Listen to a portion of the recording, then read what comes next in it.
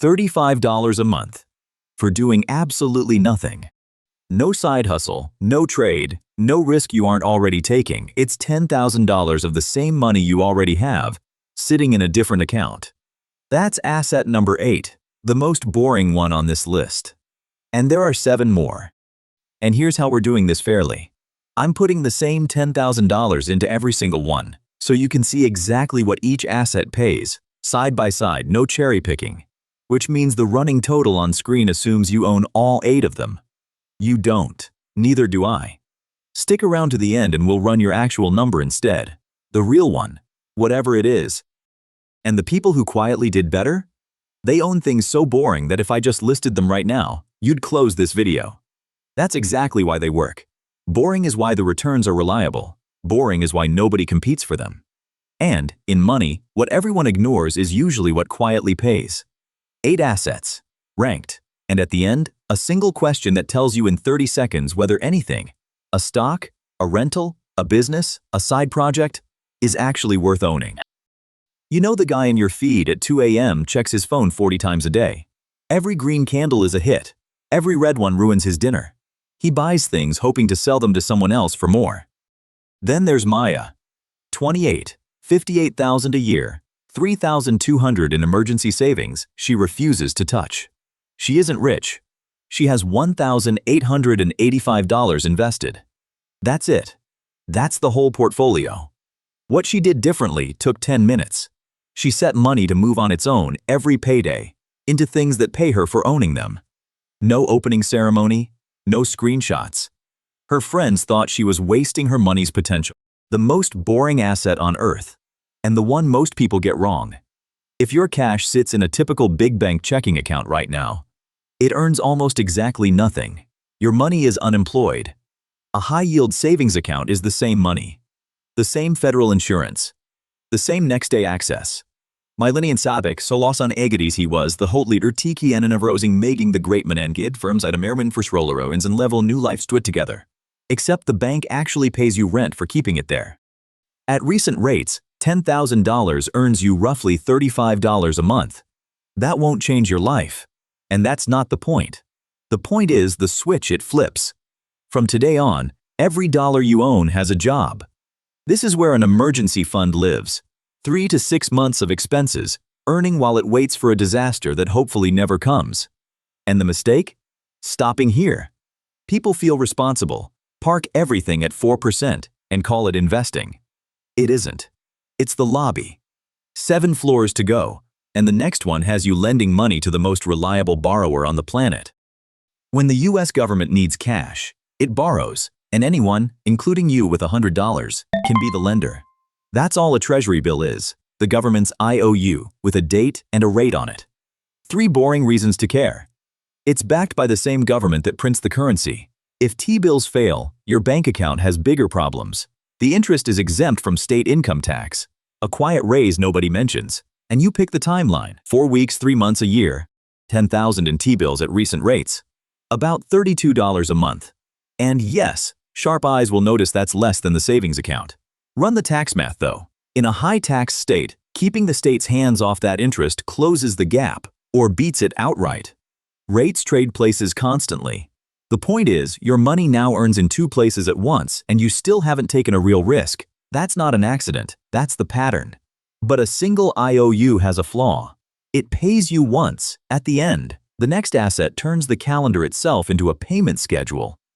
Here's a trick your grandparents knew that somehow got forgotten. The ladder. Instead of locking $10,000 into one 5-year CD, you split it. $2,000 maturing in 1 year, 2 in 2 years, and so on. Now something matures every single year, forever. Rates went up? You reinvest the maturing rung at the new rate. Need cash? A rung is always about to open. You've built a machine where the calendar pays you. Blended across the rungs, that's about $33 a month. And look at the total. $100 a month, exactly. From 3 assets so safe and so dull that no influencer has ever made a reel about a single one of them. But everything so far shares one ceiling. You're the lender. Lenders get paid first. Owners get paid most. Time to cross that line. Some companies have paid their shareholders every quarter for over 50 straight years. Through recessions, wars, pandemics, the checks kept coming. Because for that kind of company, cutting the dividend is effectively the CEO's resignation letter. You could research them for months, or buy one share of a dividend ETF and own a slice of hundreds at once. Toothpaste, electricity, insurance. Boring products people buy in every economy. This is the line you just crossed. You're not lending anymore, you own the machine. When those businesses profit, a cut is wired to you. Not out of generosity, but because that's what owning means. $10,000. About $26 a month. Now hold on, that's the lowest number we've hit. Lower than the T-bill, lower than the savings account. Owning pays worse than lending? Only if you read the number wrong. Here's what the yield hides. Good dividend payers raise the payout most years. A bond pays you the same forever, then hands your money back. The dividend gives you a raise for staying. These $26 are the worst they will ever be. 10 years out, on the same shares, they're quietly 40. Every mall, hospital, warehouse, data center you walk into, somebody owns that building. And somebody pays them rent. Real estate investment trusts are companies that own hundreds of them. And by law, this is the beautiful part. They must hand at least 90% of their taxable income to shareholders. They are legally required to pay you. 2 doors into real estate. Door 1, $50,000 down payment. A mortgage, tenants, repairs, vacancies. Door 2, buy a share before breakfast. Own a slice of 500 buildings by lunch. Same asset class, but only one of them lets you sell in 10 seconds when life changes. $10,000 in a broad REIT fund, roughly $30 a month, $156 a month now, arriving whether or not you get out of bed. But I have to be straight with you. Everything we've stacked pays you today. The next asset pays you the least today. Ich bin straightly sure tweetly am very case himself different Whole Foods that's only there's a minute yearly and next and bruising the year of his style in. And it will almost certainly end up the biggest number on this entire list. If you skip everything else here, don't skip this one.